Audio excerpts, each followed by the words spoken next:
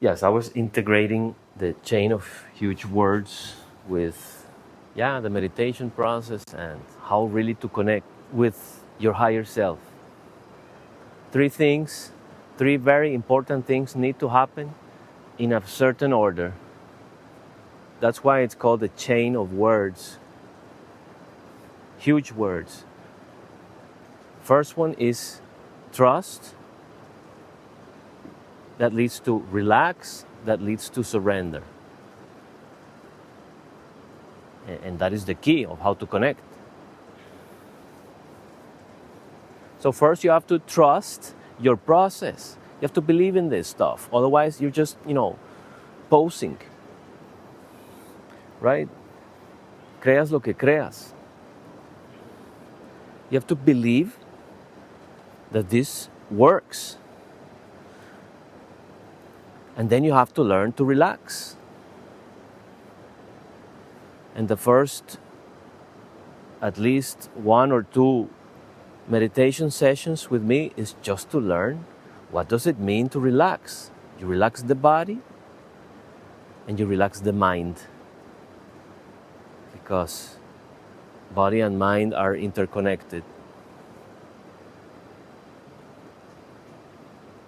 So you have to learn to relax the body. That has to do with posture. And you have to learn to relax the mind. And we are going to use the body. We're going to use the body to train ourselves how to relax the mind. And I'll give you some pointers of what to pay attention to. And you're going to feel in your body. You're going to try to feel what I am telling you about. It's things that are happening around us in the present moment. So I'll just be telling you, okay, pay attention to this, pay attention to that. Can you feel it? Of course you can. And we will train like that for a few days. So relax and then surrender. Because once you really learn how to relax body and mind,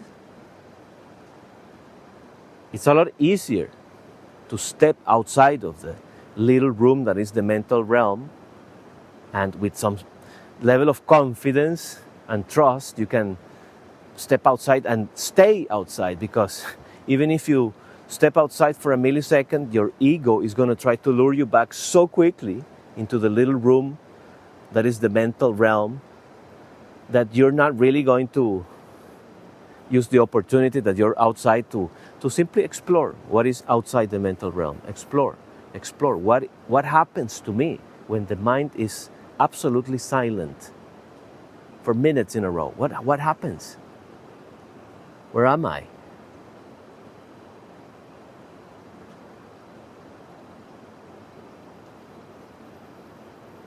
I'm in the present moment, where the mind cannot reach us. I call it the little cocoon, where we are safe from our thoughts. They can't go there. Thoughts live only in the past or in the future. A thought cannot live in the present moment. Because if I begin to think the thought, I'm already out of the present moment.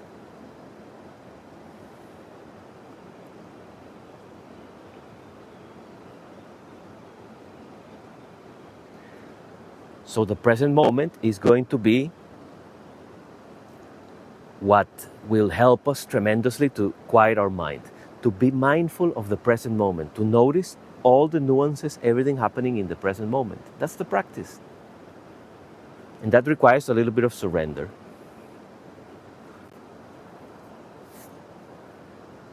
Surrender your perceived need that you need to be in your thoughts to be comfortable, to be in a known environment. Surrender that. The state of consciousness beyond the mental realm is absolutely delicious. It's just that you have to get acquainted with it. At first, it's scary. And it's always like that. It's supposed to be like that. At first, it's scary because we are having time to take a look at ourselves for what we truly are.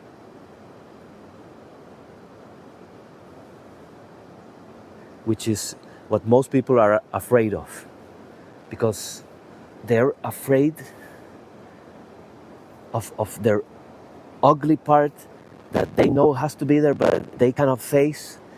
They are afraid of feeling shame or feeling guilt or feeling pain. And they have been ignoring this part of themselves forever with a myriad of distractions and based on fear. So guess what? This is the first thing you see when you begin to get used to the present moment and you begin to inhabit the present moments and everything that arises there. The first thing that is going to arise in that state of meditation is facing your ugly side, the one you don't want to face, the one you don't want to accept. But yeah, it's a little act of courage, right? Surrender to it. First of all, trust that you're not going to die by doing this exercise. In fact, you're going to let go of some stagnant energy that has been making your life miserable for I don't know how many years, decades, hundreds, thousands of years, who knows? Making your life really hard for so long. And all you have to do is have the courage to sit with it and observe what happens. Sit with the emotion, sit with the pain, sit with the shame, sit with the guilt, sit with the anger, and see what happens. Don't judge it. Don't analyze it, because then you're going back to the mental realm. Oh, I am feeling this. It must be because this and that, and then this happened to me.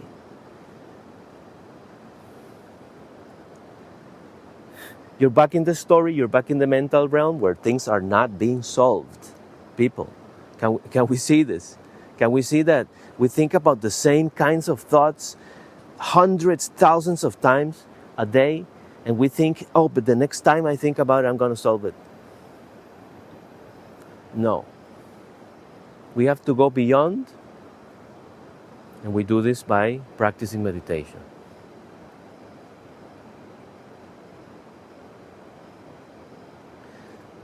The beauty of this process is that once you did it a couple of times, and you lose fear of this process, because it's really just the boogeyman. You sit with the uncomfortable sensation in your body, which is heat there, tingling there, contraction here, pain here, maybe frowning your face and trembling and being cold and thinking your heart is being crushed. Okay, so you do it. The beautiful thing about this process is that this sensation will not last more than 2 minutes. You think you're going to die, but you trust and you relax and you surrender. And you become simply the witness of that energy that has been stagnant and now is beginning to move. You become the witness of that movement and you observe it. You don't analyze it. You don't put subtitles on the experience. You don't try to wrap your head around it with language and try to analyze and explain to yourself what you're feeling. None of that works. That just brings you back to the mental realm, and we're at the starting point.